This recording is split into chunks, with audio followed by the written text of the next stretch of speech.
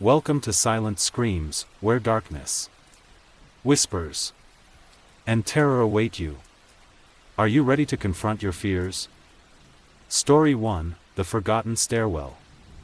In the heart of the bustling city of Greybridge lies an unassuming office building called Ashbourne Tower.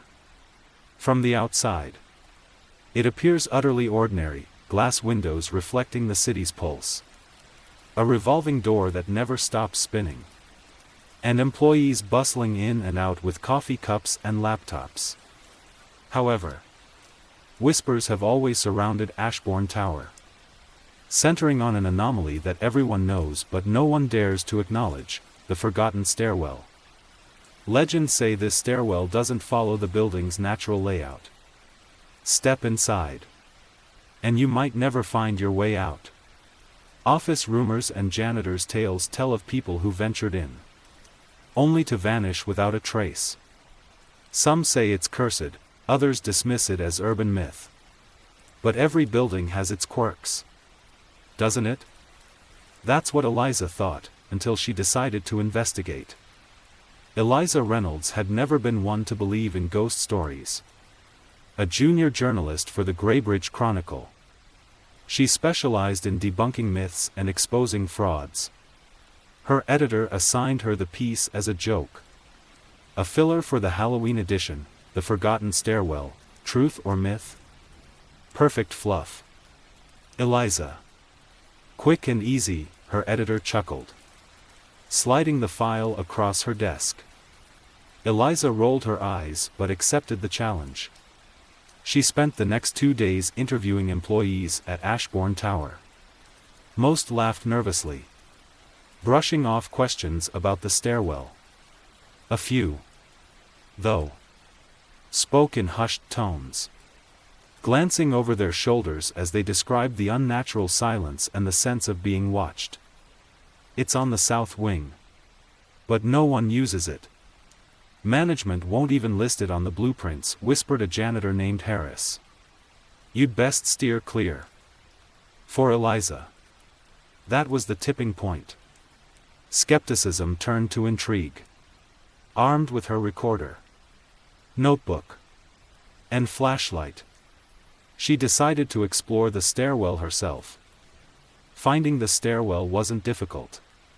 It was tucked behind an unmarked door on the 13th floor, a number conspicuously absent from the elevator panel.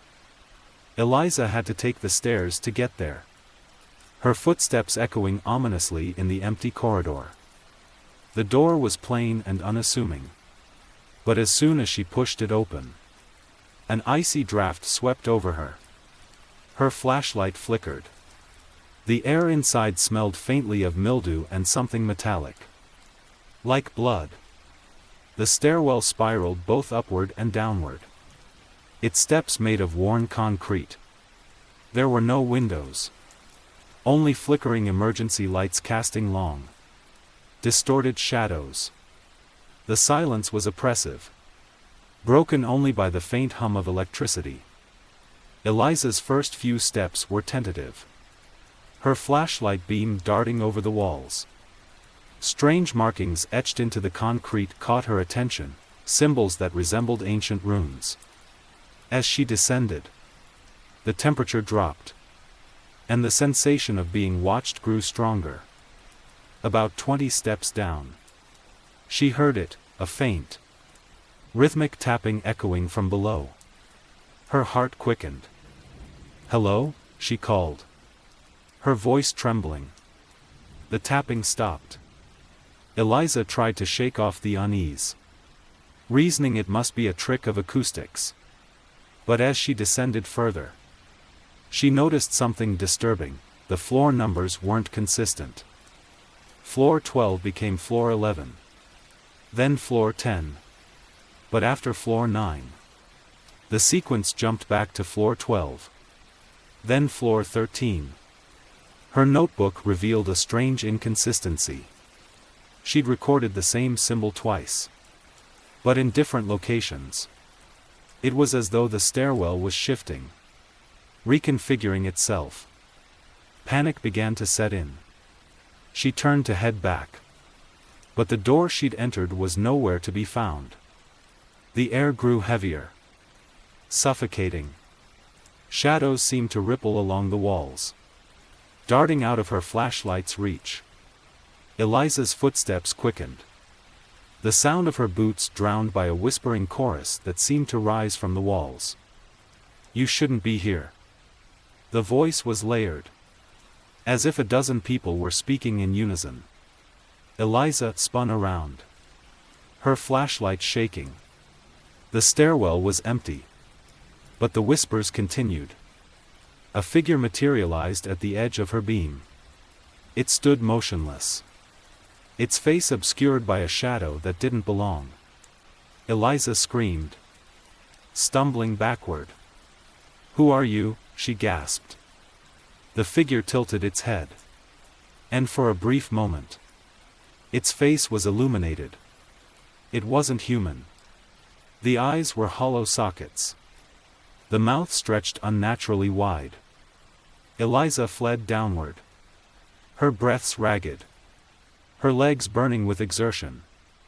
The stairwell seemed endless, each step dragging her deeper into darkness. She lost track of time. The whispers grew louder, merging into a cacophony of voices. She tripped on something soft. Looking down, she saw a decayed hand sticking out from the floor. Around her lay dozens of skeletal remains, their fingers outstretched as if clawing for escape. A voice broke through the chaos, clear and sharp. "They were like you. Curious. Foolish." Eliza turned to see the figure again. Now closer. It extended a hand, its voice dripping with malice. "Stay, and you'll understand." Summoning every ounce of courage, Eliza sprinted upward. The stairs blurred beneath her, the walls twisting as if alive. She refused to look back, even as the whispers became screams. Finally, she burst through a door and collapsed onto the carpeted floor of the 13th floor corridor. The stairwell door slammed shut behind her. And when she turned, it was gone, replaced by a blank wall. Her editor found her the next day, curled up in her apartment, mumbling incoherently. She quit her job, leaving the article unfinished. Story 2, The Lurker Under the Overpass. It began as a drunken dare. The kind of thing that happened when a group of 20-somethings thought themselves invincible. On a crisp October night, a group of friends gathered around a flickering bonfire in an abandoned lot near the edge of town. Someone mentioned the legend of the Hollow Man, a shadowy figure said to haunt the decaying overpass on the outskirts of the city. "They say he feeds on fear," Ella whispered, her eyes gleaming with the thrill of storytelling. "If you cross the overpass after midnight, you'll hear him whisper your name. If you look back, you're never seen again."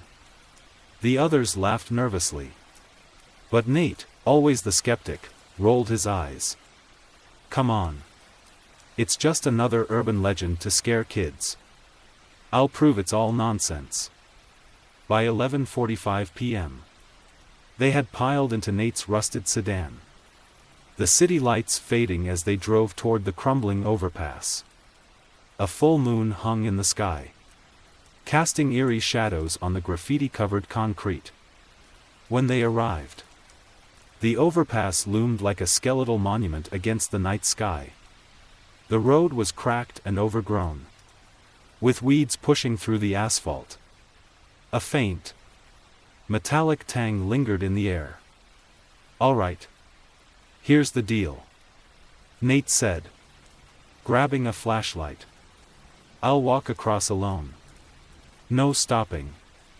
No looking back. You guys wait here."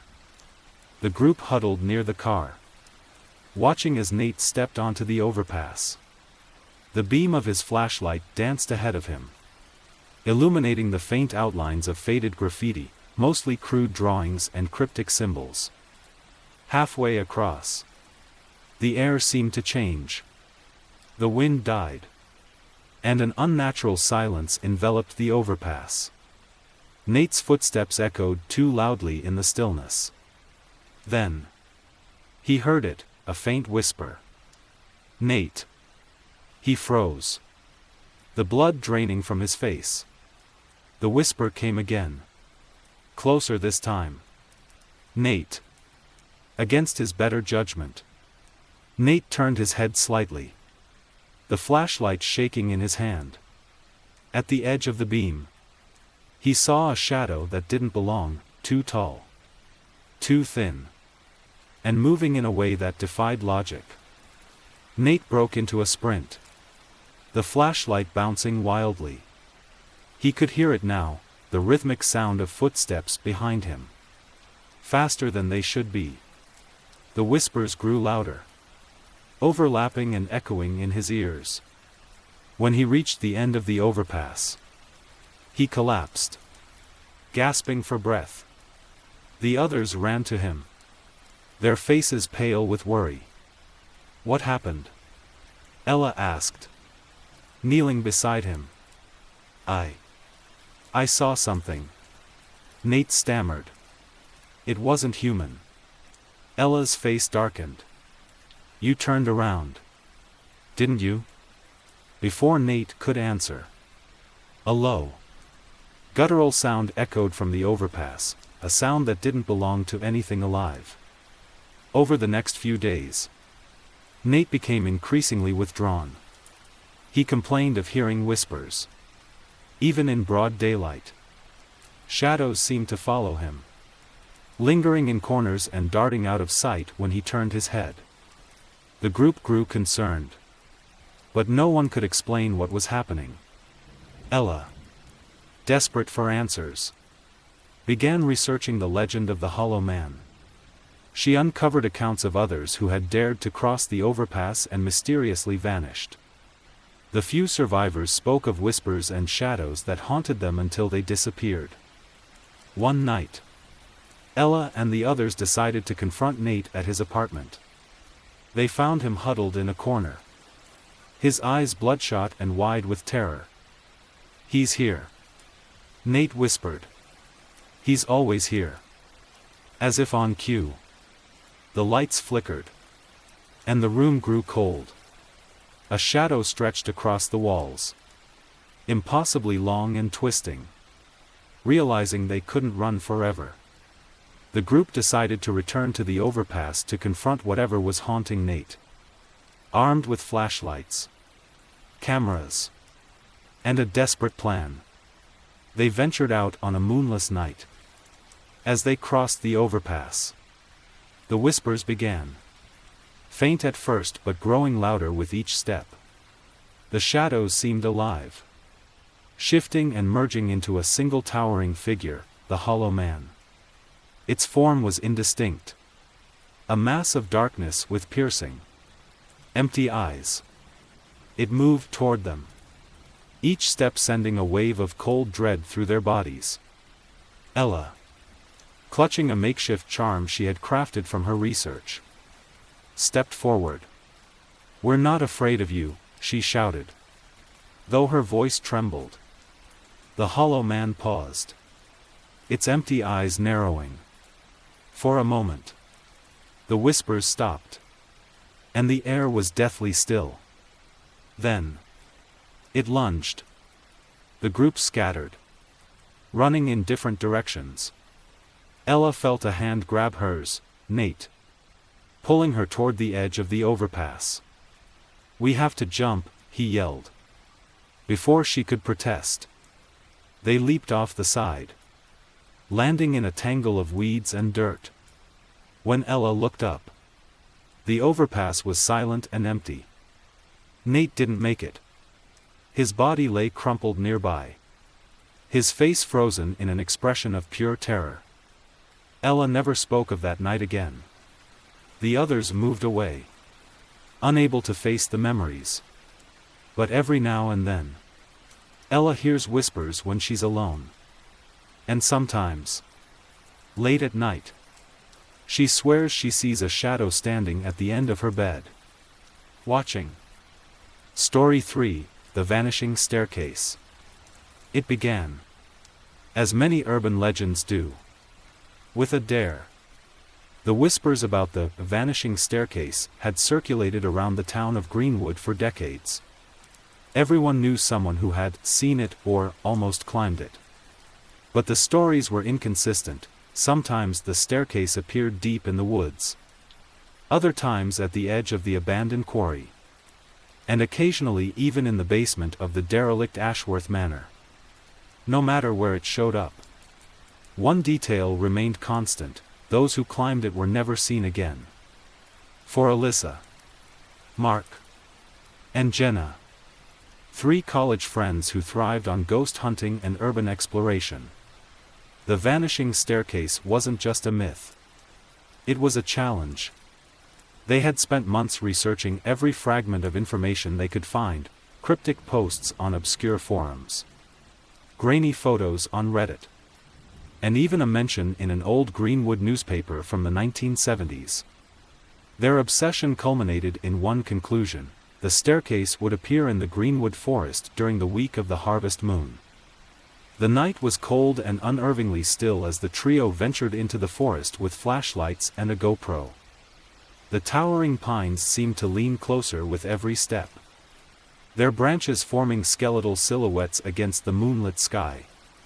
This is exactly how every horror story starts, Jenna muttered, clutching her flashlight tightly. That's what makes it fun, Mark replied with a grin, though his voice betrayed a hint of unease. Alyssa, the de facto leader of their group, consulted her map, a mix of old cartography and hand-drawn notes from online sources. We're close. Just keep an eye out for anything unusual. Unusual didn't take long to find. After an hour of walking, they stumbled upon a clearing bathed in an eerie silvery light. At its center was the staircase. It was out of place, absurdly pristine, and utterly wrong. A freestanding spiral staircase made of white marble, its steps gleaming as if untouched by time or weather. No banister, no visible end. It simply ascended into the darkness above, vanishing after about 20 steps. I can't believe it's real, Mark whispered, pulling out his phone to record. Alyssa took a cautious step forward, the hairs on the back of her neck standing on end. This is it. The vanishing staircase. Despite Jenna's protests, Alyssa and Mark were determined to climb it. We've come this far, Alyssa reasoned. If we back out now, we'll regret it forever. Jenna stayed on the ground, her unease growing with every passing second. Guys, this isn't just some random stairwell. Look at it, it doesn't belong here. It's not natural.